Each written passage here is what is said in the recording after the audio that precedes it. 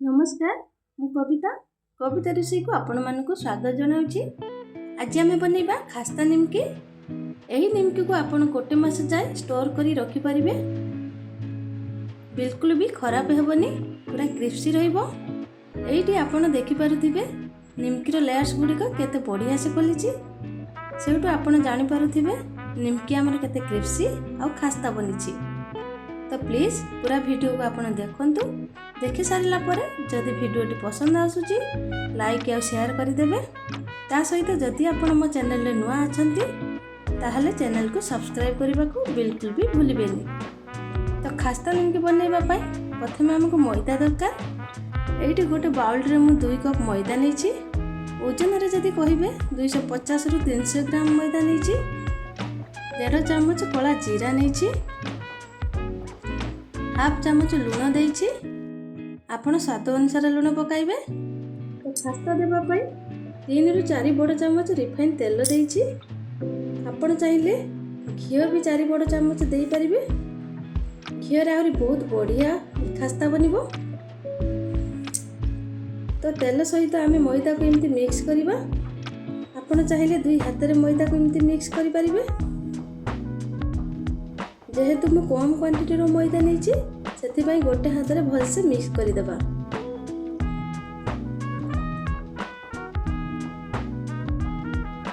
देखंतु एमिति हाथ रे भल से मैदा को मिक्स करि नेबा, जहा द्वारा निमकी हमर क्रिस्पी बनिबो आ टाण होबनी।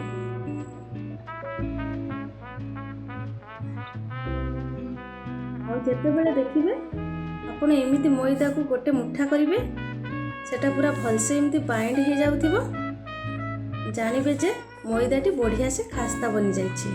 तो हमरो एठी मैदा पूरा रेडी हो जाइछि। तो एबे हमें अल्प अल्प करी पानी देकी पूरा टाइट करी हमें ये आटा को चकटी देबा। बेसी आपण पानी देबेनी, जेतिकी दरकार बा अल्प अल्प करी पानी देकी आपण पूरा टाइट करी चकटी देबे। बेसी आपण पानी देबेनी, नहले निमकी हमर क्रिस्पी बनिबनी। देखंतु एमिति टाइट करी आटा चकटिबे।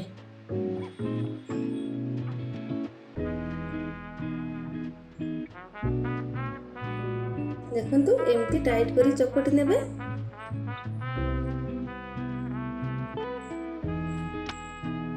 एबे हमें ये मैदा को जेमिति पूरी बेलंती सेही साइज रे पूरा छोट छोट करि नेबा।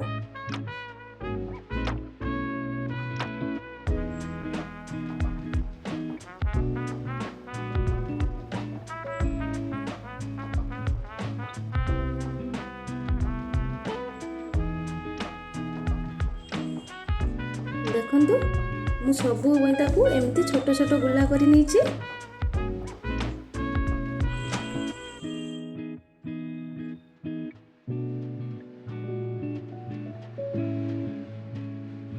एबे मैदा गुला को 5 रु 10 मिनिट जाए गोटे ओदा कपड़ा रे ढाकी देबा।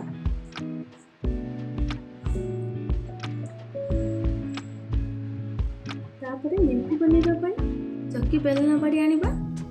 तापरे चक्की ऊपर किछि मैदा गुंड को पकई मैदा डो को पूरा गोल साइज रे पतला करी बेली नेबा।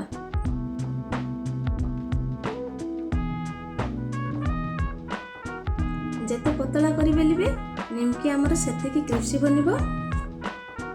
देखंतु एमती पतला करी बेली नेबे। जेते पतला हे परिबो सेते की बेली परिबे, बेसी भी मोटा रखिबेनी। एबे हमर रेडी हे गला गोटे निमकी पई। ताकू एमिति हमें फोल्ड करि नेबा। फोल्ड करि सारिबा परे ए न खुलिबा पई तार गोटे कॉर्नर को हमें एमिति फोल्ड करि नेबा।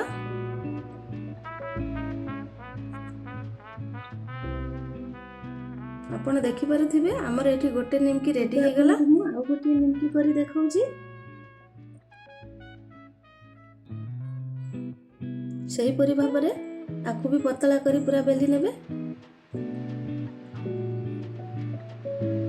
एमती पतला करी बेली नेबे। तापरे ताकु फोल्ड कर देबे। निमकी न खुलिबा पई ता कॉर्नर को एमती ଫୋଲ୍ଡ କରିନେବେ।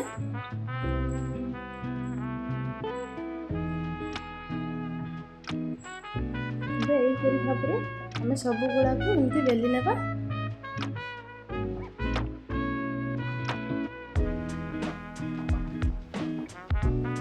ଦେଖନ୍ତୁ ଏମିତି ପତଳା ରଖିବେ।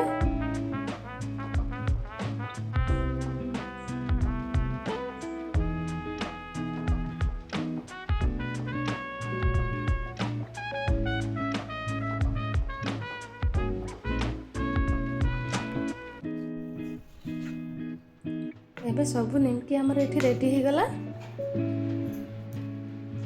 ଏବେ ମୁଁ ନିମକି ଗୁଡ଼ିକୁ ଛାଣିବା ପାଇଁ ଗ୍ୟାସ୍ ଉପରେ କଢ଼େଇ ବସାଇ କିଛି ତେଲକୁ ଗରମ କରି ନେଇଛି। ତେଲ ଆମର ପରଫେକ୍ଟ ଗରମ ହେଇଛି କି ନାହିଁ ଜାଣିବା ପାଇଁ ଏଠି ଅଟାର ଗୁଲାକୁ ଟିକେ ପକାଇଦେବା। ଯଦି ଦେଖିବେ ଅଟା ଗୁଲାଟି ଉପରକୁ ଆସ୍ତେ ଆସ୍ତେ ଉଠୁଛି ତାହେଲେ ଜାଣିବେ ନିମକି ଛାଣିବା ପାଇଁ ତେଲ ଆମର ପରଫେକ୍ଟ ରେଡି ହେଇଛି। ତାପରେ ନିମକି ଗୁଡ଼ିକୁ ଏବେ ତେଲରେ ପକାଇଦେବା।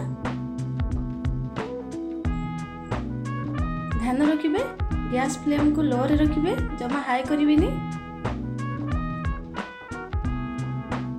ଦେଖିବେ ଯେତେବେଳେ ନିମକି ଆମର ଅଧା ହେଇ ଆସିବ ସେତେବେଳେ ଗ୍ୟାସ୍ ଫ୍ଲେମ୍କୁ ମିଡ଼ିୟମରେ ରଖିବେ।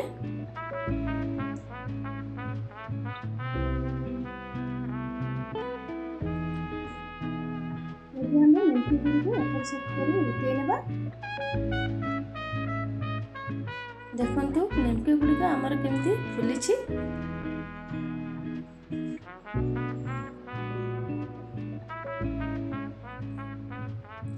ଏମିତି ଗୋଲ୍ଡେନ୍ ଲାଇଟ୍ କଲର୍ ଆସିବା ପର୍ଯ୍ୟନ୍ତ ନିମକି ଗୁଡ଼ିକୁ ଆମେ ଛାଣି ନେବା।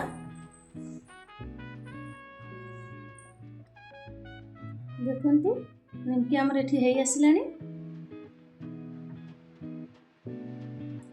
ଏବେ ଆମେ ଆକୁ ବାହାର କରିନେବା।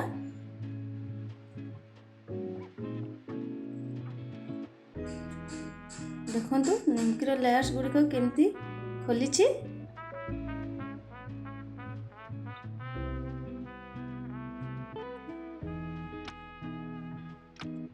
ଏବେ ଆମେ ବାକି ନିମକି ତକ ଛାଣି ନେବା।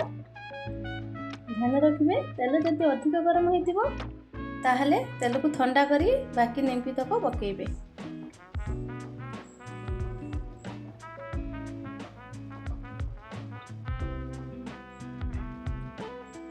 ତାପରେ ନିମକିକୁ ଏପଟ ସେପଟ କରି ଉଲ୍ଟେଇ ନେବା।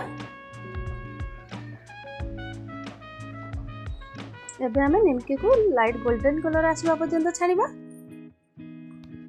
ଦେଖନ୍ତୁ ନିମକି ଆମର ସବୁ ଛାଣି ହେଇଯାଇଛି।